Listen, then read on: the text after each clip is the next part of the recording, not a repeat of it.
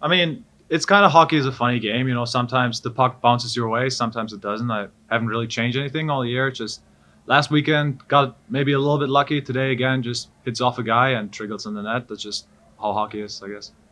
Special teams huge in this game for Bowling Green. How big was that for the penalty kill off the five, but also kill off the few minor penalties here and there? I mean, I thought the boys did an unreal job killing penalties today. Like, we shut him down. We executed our game plan today really well. We were tight in the neutral zone. Didn't really give him a lot of entries, and I mean that's just how we are. We play tight. We play for each other, and it's nice that it showed off today. Yeah, Cole and Ned seemed to be, unstoppable as well. Bit of a tough break at the end there that he didn't quite get the shutout. But what do you feel like was his best traits tonight led to his success? I thought he did a good job playing the puck a few times when it was rimmed around. It helps us as a decor break it out, obviously, and just in general, his overall presence in net. Like, it's so easy to play in front of either of those guys, really, Stover or Morsey. They're just really good goalies. They give us like a calm feeling on the back end. It's even if there's a breakdown, we know that those guys are going to make the saves. And at the end of the day, like just giving you that tiny bit of confidence is it's huge for a group and show tonight. Well, you get the first goal. Quinn gets the first goal, and then your goal right after that, about 12 seconds later. You're already buzzing from the first goal, but what was that like to kind of experience those two goals like that in a row to help the team? I mean, I feel like, especially in the Slater, whenever you score two quick ones back to back, it gets everybody involved. Like, the arena is unbelievable how loud it is. The support from all the fans, like, it's unbelievable. And then it gives us as players like a little bit of confidence. It's like this, all right, boys, like, let's go. Let's rally behind this. Let's play for each other. Let's play the right way. Let's stick to our details. And yeah. What did you see on your goal, like for the opportunity? I just saw the puck going north. I saw a little bit of the gap. I thought their D were sitting back a little bit, so I just attacked the blue line. Grader made a really nice little like sauce play to me, and then puck was like it was bouncing a little bit. My thought was just getting it down on net, and it hit one of their forwards, I believe, and then trickled in the net. We saw right now Liam Malmquist and Cooper Gay are both like among the best in the CCHA.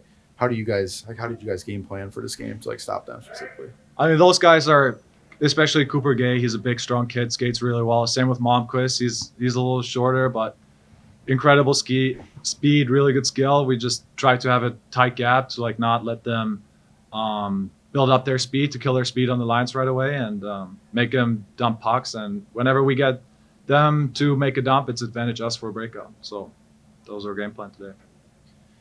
Tommy, not only was it a dominant night for you guys, but it got pretty chippy at the end between you and St. Thomas. Just talk about how you guys have each other's back and, through a little bit of scruffles like that and how you persevered through that.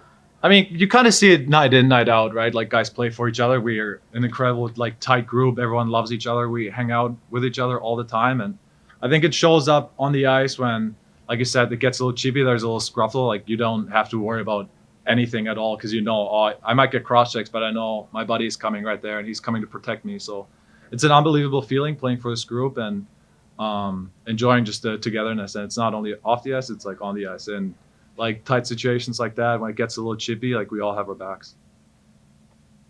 Any other questions for Tommy? Great. Awesome. Thanks, Tommy. All right, thanks guys. Thanks, Tom. Thank you, Tom.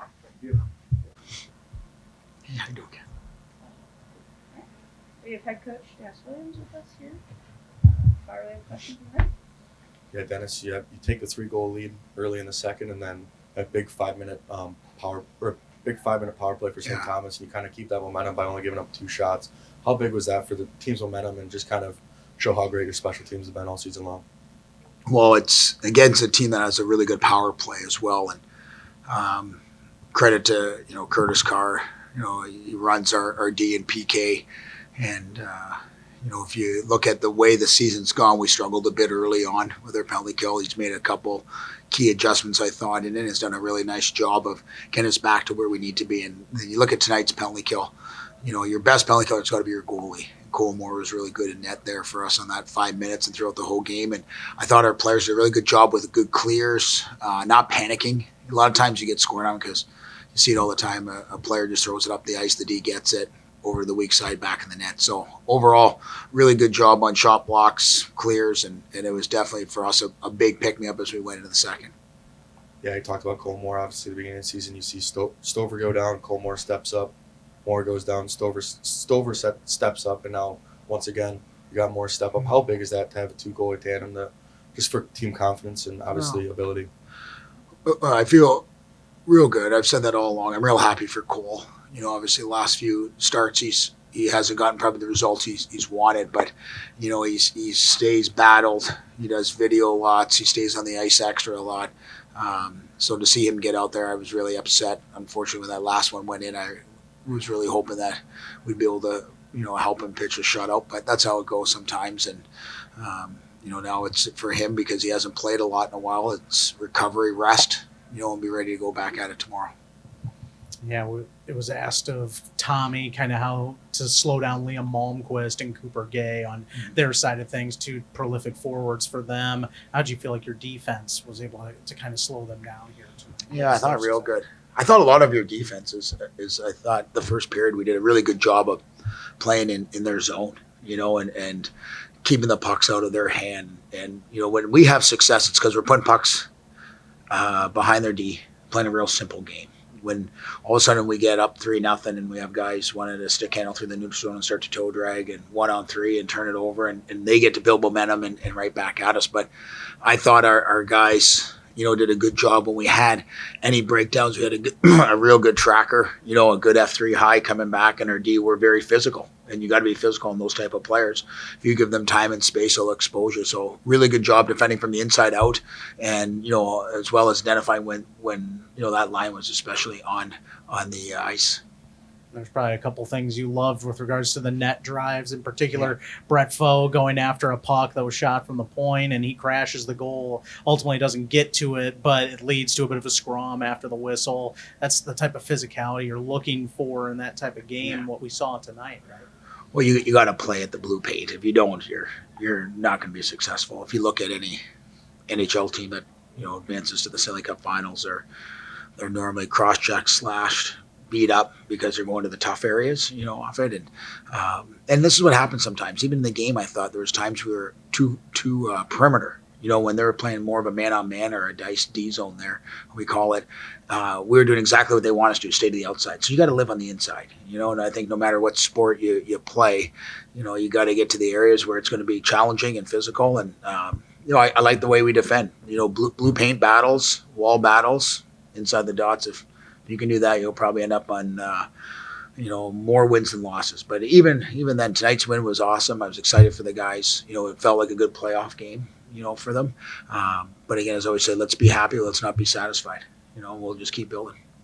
Yeah, obviously BG and St. Thomas are newer college hockey rivalry, but you, Rico, have been battling all the way back since you were coach for the Falcons last time. How big is that to see, him and you guys going at it once again? Yeah, he's done a great job, and we were laughing on the ice walking off there together. I think back to when I was coaching here, and I don't even remember the year exactly, but you think how much the two of us have grown, in coaching and mannerisms probably. And back then I was 29 years old. I probably wasn't really sure what I was doing, at times. And both of us are very fiery and passionate, and our teams, I think they follow that, and you can see that out there in the games. They play hard, and he's a great coach, and he has great adjustments in the game, and he's had great success in college hockey. So I know he's going to be looking to probably change something more. We got to watch a lot of film tonight, make sure we make our adjustments and have the same effort or even better tomorrow. How did scoring back-to-back goals in less than 20 seconds, how did that impact the momentum for your team? Yeah, it's great. Just like I kind of drew that up.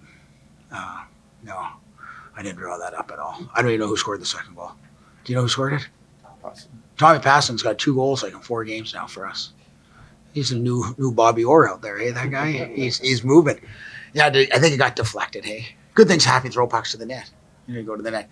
It's just funny because, you win the draw right off that, you go back in, and it looks like a nothing play, really, at the end of the day. And, it's funny how sometimes you catch a break, and our group this year, I think we've worked extremely hard. I don't think we've caught a lot of breaks like that. We've earned everything, so it's kind of nice for that to fall. And obviously, we won't take that for granted moving forward. But anytime something like that a fluke goal goes in, you got to take advantage of it. So good for Tommy getting another one. We saw a lot of scrums throughout this game. How do you feel like your players stood up for each other? Yeah, great. Those are just little scrums. There wasn't too much going on out there. It was a pretty quiet game. As far as I'm concerned, and this is you go to the right areas. That's going to happen. They're going to defend hard in the blue paint. We're going to go to the blue paint. They're going to come hard to our net. We're going to defend our net, and it's it was a fun game. I thought the crowd was great. The fans were great. The band was great. The students, everything. And lot of hits, and it's I think it makes up for a real good game tomorrow. But like I said, our guys, it doesn't guarantee any win tomorrow. We got to wake up and we got to make adjustments. We got to be better, and we got to know we're going to see even a better St. Thomas team tomorrow.